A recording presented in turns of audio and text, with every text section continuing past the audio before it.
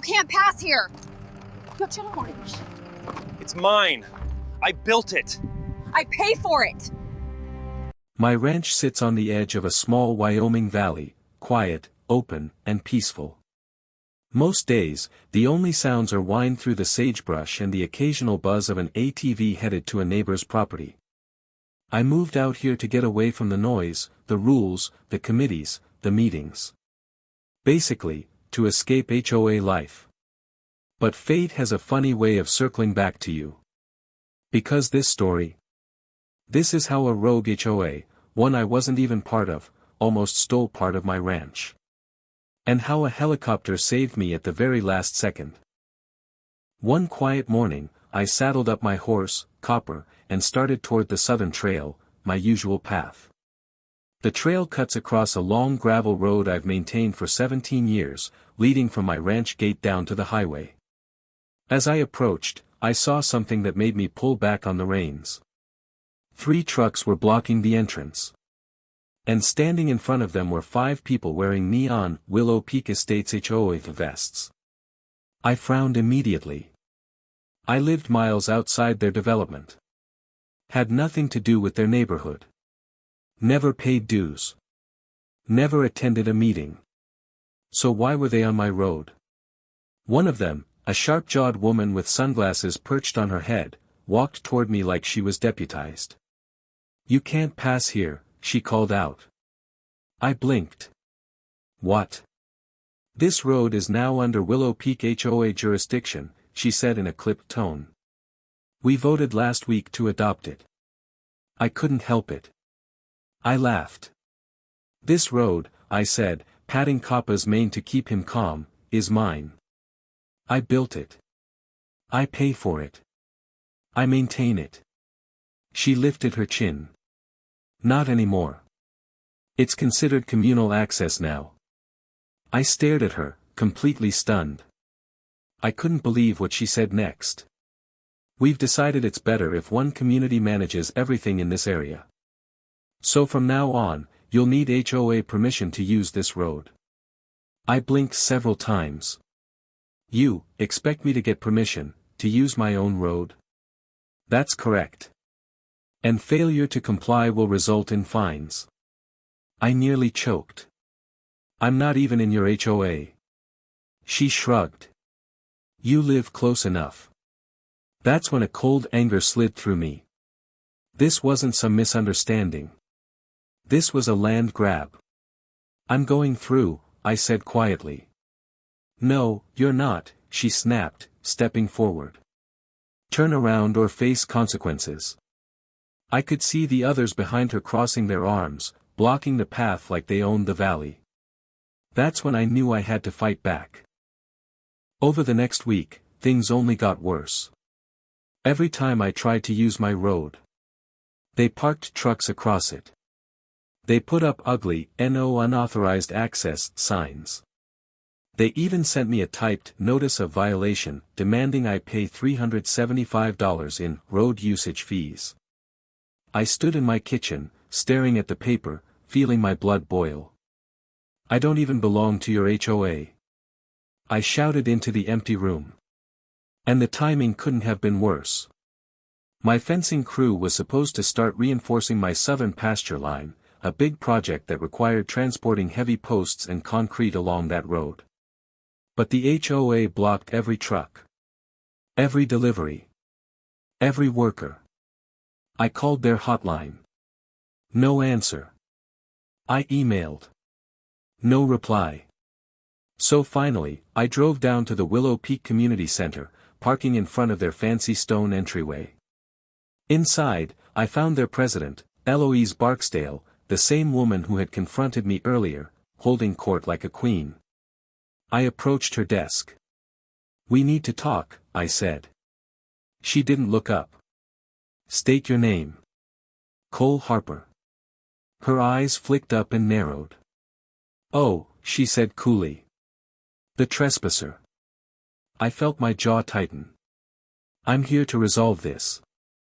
Your HOA has no claim to my road." "That's your opinion," she replied, tapping her pen. But the board decided it was necessary for community safety and cohesion. You can't just take land because you feel like it. She sighed dramatically. If you wish to appeal, you may submit a formal dispute. Reviews take up to 6 months. I almost laughed. 6 months would destroy my fencing schedule, and they knew it. What gives you the right to do this? I demanded. Simple, she said smugly. We're expanding. And your road is the most direct access point. You should consider yourself lucky. Property values rise when you join an HOA like ours. I stepped closer. I did not join.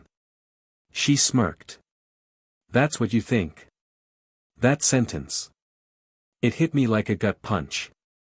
Are you saying you filed something claiming I'm a member? She pushed a folder toward me. Inside was a sheet labeled Community Integration Agreement. My name was typed at the top. Below it was a signature. A signature that was not mine. I stared at her, stunned. You forged my name. She gave a small, fake gasp. Those are serious accusations. I'd watch what you say. I felt my heart pounding. It was clear. They weren't going to negotiate. They weren't going to compromise. They were going to take my road unless I stopped them. Now I had no choice. After cooling down and eating the angriest sandwich of my life, I made calls. County Land Office. Sheriff's Department. Property Commission. And every answer was the same. We'll need to review documentation. This may take a few weeks. HOA disputes are complicated. My frustration bubbled into helpless fury. But then. One call changed everything. A deputy at the county office said. You know, if they filed anything that affects county easements or public access, that's a state-level issue. You might want to call the State Land Use and Infrastructure Division. The name alone sounded powerful. I made the call. And to my surprise, someone answered immediately. Division Office, this is Dana. I explained everything. The forged agreement. The land grab. The road blockage. By the time I finished, she sucked in a breath. They can't do that, she said firmly. Send me everything. Now.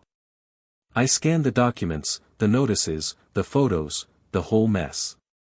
And within 10 minutes, my phone rang again. Mr. Harper, Dana said, we're dispatching an inspector immediately. Do not confront them further. And do not let that road be altered. I frowned. Dispatching? As in, driving out? No, she said. We're sending him by helicopter. It's faster. For a second, I thought she was joking.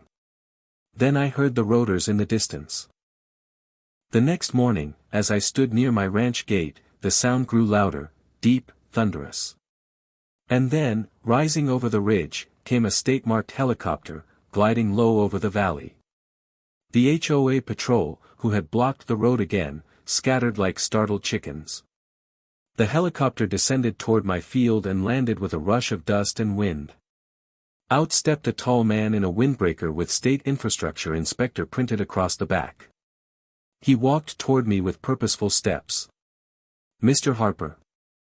That's me, I said, still astonished. I'm Inspector Grant. I've reviewed your documents. Let's take a look at your road.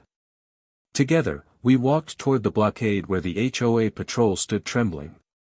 Eloise herself stormed toward us. What is the meaning of this? She shrieked. Inspector Grant held up a badge so shiny she literally flinched. State business, ma'am. Step aside. This is our road, she protested. He's trespassing on our HOA property.